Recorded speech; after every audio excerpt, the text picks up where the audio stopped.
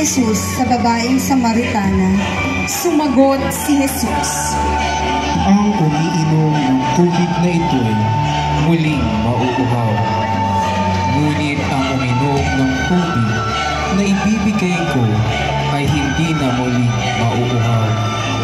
Ito'y magiging isang bukal sa loob niya, babalo.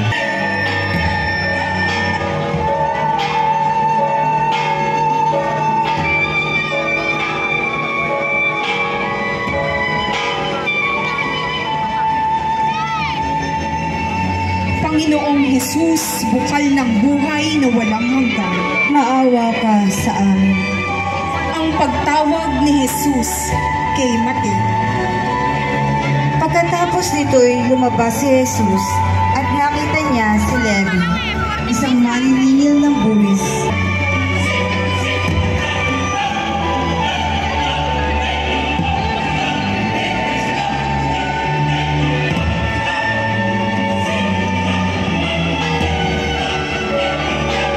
Panginoong Jesus na tumatawag sa atin upang maging kanyang mga alagad, Maawa ka sa amin.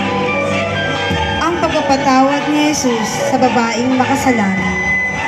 At lumapit siya sa likuran ni Jesus sa gawing paalam. Siya'y nanangis at nabasa ng kanyang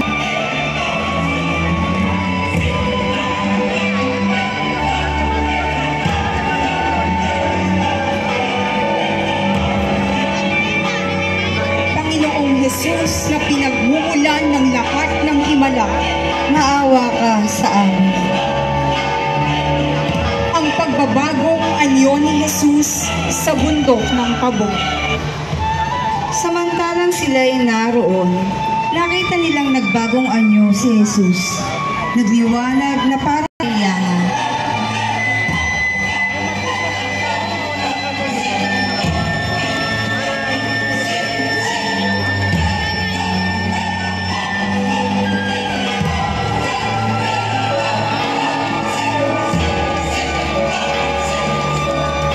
Anak ng Diyos na lubos niyang kinalulugdan, Maawa ka sa amin. ang muling pagbuhay ni Jesus kay Lazaro. Kaya't inalis nila ang bato. Tumingala si Jesus sa langit at sinabi, Ama, sa banal na kasulatan, ang pagkamatay ni Lazaro ay lubhang tinangisan ni Jesus. Ang tagpong ito ay nasa pangangalaga ng pamilya Lazaro Gonzales.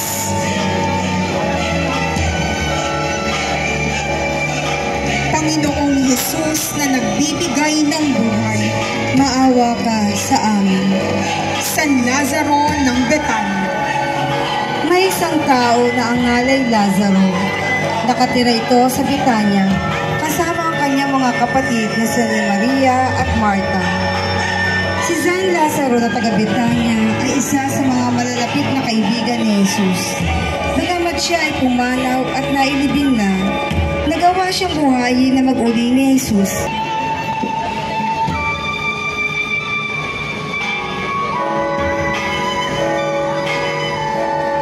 San Lazaro ng Betania, Ipanalangin mo kami. Santa Maria ng Betania, 6 na araw bago magpaskwa, si Jesus ay dumating sa Betania, sa bayan ni Lazaro na kaniyang muling binuhay. Ipinaghanda siya roon ng hapunan. Naglilingkod si Marta, at si Lazaro ay isa sa mga kasalo ni Jesus. Kumuha si Maria ng mamahaling pabango, isang libra ng dalisay na nardo, at ibinuhos sa mga paa ni Jesus. Pagkatapos, pinunasan ng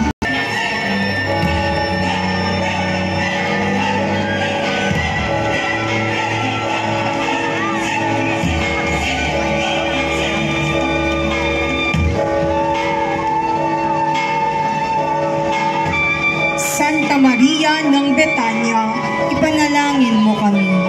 Santa Marta ng Betania. Ngunit sinagot siya ng Panginoon, Marta, Marta, naliligalig ka at abalang-abala sa maraming bagay. Ngunit isa lamang ang talagang kailangan. Pinili ni Maria ang lalong mabuti, at ito'y hindi aalisin sa kanya. si Santa Marta, kapatid ni Lazaro at Maria. Malimit siya ay abala sa pagsisilbi kay Jesus pag siya ay dumadalaw sa bahay ng magkakapatid. Ang imahe ni Santa Marta ng Betania ay nasa pangangalaga ni Ginoong Kerubin at ginang ni Nita David at pamilya. Santa Marta ng Betania, Ipanalangin mo kami. pagtangis ni Jesus sa Jerusalem. Jerusalem, Jerusalem, ikaw ang pumapatay sa mga propeta at bumabato sa bahay ay naiwan sa iyong wala nang nakatira. Katotohanang sinasabi ko sa iyo, hindi mo ako makikita hanggang sa dumating ang oras na sasabihin mo, papuri sa Kanya na dumarating sa pangalan ng Panginoon. Ang tagpong ito, Hosana! Purihin ang dumarating sa ngalan ng Panginoon. Purihin ang Hari ng Israel. Sa tagpong ito, makikitang si Jesus ay nakasakay sa bisiro ng isang asno bilang katuparan ng mga hula ng mga propeta. Ang tagpong ito ay nasa pangangalaga ni Ginoong Jose at Max Santiago, kinang Grace Parungaw at pamilya. Panginoong Jesus na pumasok sa Jerusalem para magpakasakit. maawa ka sa amin. Ang huling hapunan. Sinasabi ko sa inyo, hindi na ako muling kakain nito hanggang sa ito'y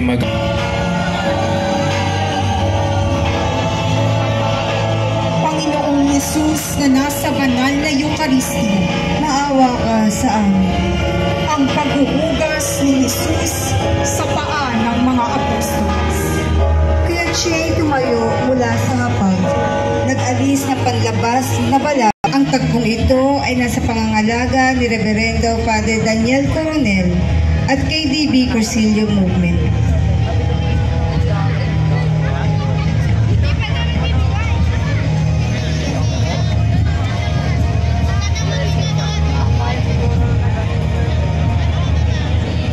Panginoong Jesus na huwaran ng tunay na paglilingkod, Maawa ka sa amin.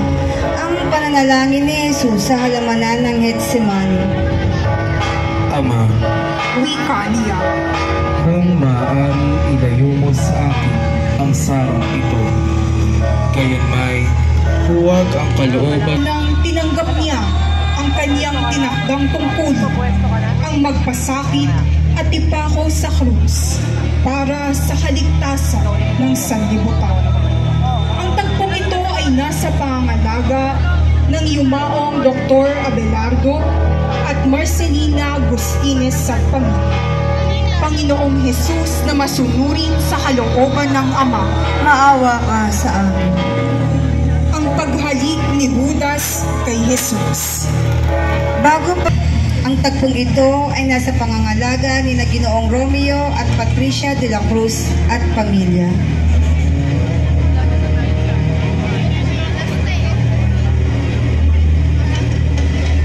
Panginoong Jesus na ipinagpalit sa 30 salaping pila, Maawa ka sa amin.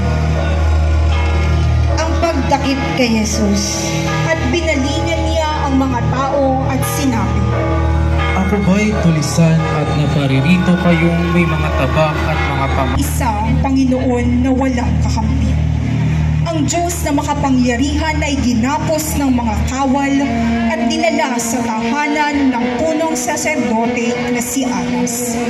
Ang tagpong ito ay nasa pangangalaga ni Ginoong Ronilio Mariano at pamilya. Panginoong Jesus na nagapos sa kasantu-santuhang mga kamay, Maawa ka sa amin. ang paghagupit kay Jesus sa halik. Pamilya Kapulong, Guadalupe.